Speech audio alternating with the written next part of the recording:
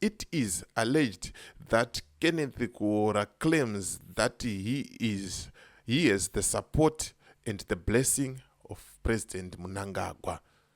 Yay, ndo umeswa mukono kwatiri kutaura izvi. Akutozviona kunge ari kutoita zvinhu chaizvo achivhundusira vanhu kudai so onyeba futi kuti ane ropafadzo nesupport rutsigiro kubva kune mukuru wenyika. Ndo umeswa mukono wakaipa uyu.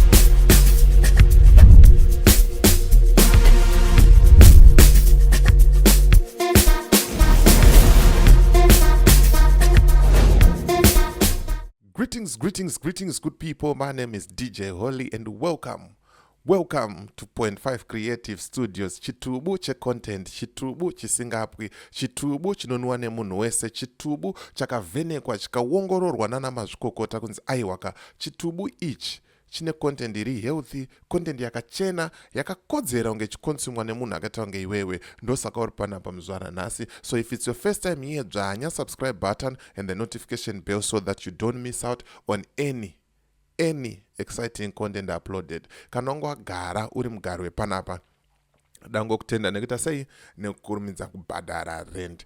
Kana uchiona mavideo epanapa usati wasubscriber, ndokukumbira kuti uite sei usubscribe. Kusubscribe chii mahara handitika right. Hatinenge tanwa baba, hatina chekuvhunduka. Ndiri kuona macomments enyu amuri kuisa pacontent pavideo raFreddy. Iwo kana zviri zvechechi haufanira kushandisa mafeelings kana kushandisa hasha zvamuri kuita izvi, kuti munosvika pakundituka, pakundiudza zvinyadzi. Muri vana vapapa, muri vana vaMwari. Ndozvinongoratidza unhu hwenyu kuti unenge wakafumuka, unhu wababa wenyu wakafumuka, unhu wenyu wakafumuka futi. Saka musataure muchidaro. Kana ungori nemafacts unongotaura zvinhu zvako kuti aiwa zvakamira so.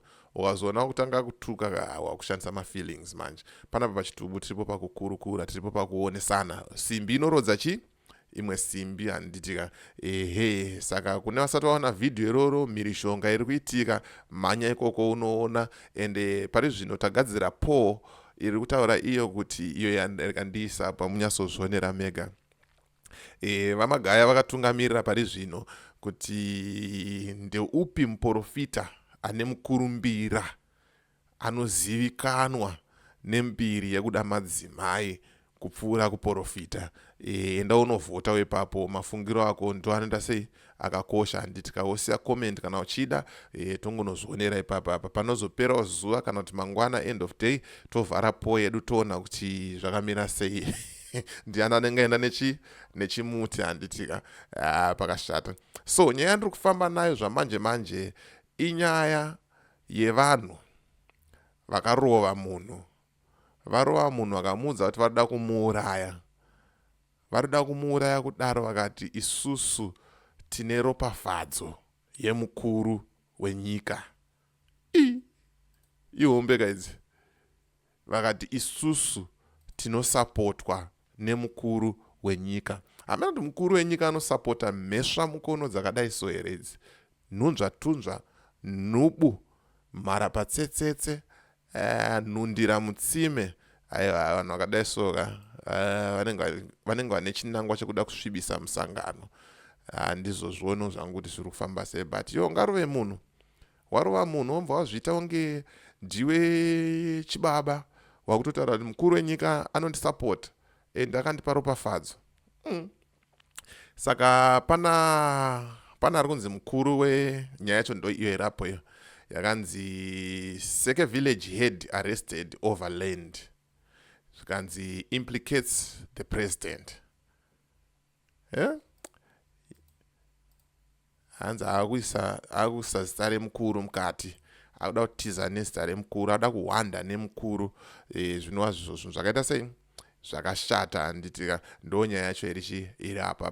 But ndingandibokupaika a short background about muchinda uyu handitika ari kunzi head anonzi headman amene ndo anenge ari headman kana kuti chief kana kuti sabhuku weikoko anditi kwaseka uko anonzi Kenneth kan Kuora. Pane mazuva akambonzi takuda kudevelopa seke district seke mayambara ekwaseka anonzi kumayambara kwaseke kwakuye kwakuda kudevelopwa kunzi kunake kuitko etown anditika zvionekerewo manyame district yanga yato ready kugadzira kuti zvinhu zviende kumberi toita sei itotanga kumhanya chino asi mukuru vakaramba vakati aiwa kuno kunde kwangu mnema kutokanganisa dzinza rekwangu rudzi rekwangu vakuru vekwangu vakandisiya panapa saka ndiri kumhanya chino varamba mukomana vasiyiwa zvakadaro saka ezvino zvaari kunzi ari kungotengesa land kuvanhu adira anoita zvaanoda mukomana musuno uyu ari kunzi netimu rake raanofamba naro apfanwa vanofamba navo vari chigengi vachiita zveumheswa mukono izvozvozvo avo variapa vakanyorwa pa vakanzi right. Saka ndo nyaya yacho iye rapo mirai tinyatsoifambira nyaya yacho tinyatsoona kuti zvakaita sei zvakamira sei handitika zvakanzi zviri kufungidzirwa izvo kunzi musi wa19 on the 19th of April Kenneth and mamwe mahooligans ake 5 of them vakapfeka mauniform ezanu PF vakaita anzi maregalia hembe dzemusangano led by one Elliot Nengomasha physically assaulted Manyame Rural District Councillor member Tapiwa akarohwa baba akarohwa nakomana vakataura iwo kunzi iwewe togona kukuuraya uri kuona should he be seen performing his duties in Kuora village. Ndo nyaya yandambokuudza iyaye kuti mazuva apera ayo paida kuti wasei paida kudevelopwa community zvikanzi Kuora village second district iite sei itiwo kataundi kuonekerewo kuiswe mugwagwa vakazviramba vakomana saka vanga vakuda kusimudzira project yavo futi vakomana kuti zvinhu zviende kumberi vakomana ekanzuro ndo pakazonobatwa pakabatwa munhu ngunzva avo. It is alleged that Kenneth Kuora claims that he has the support and the blessing of President Mnangagwa.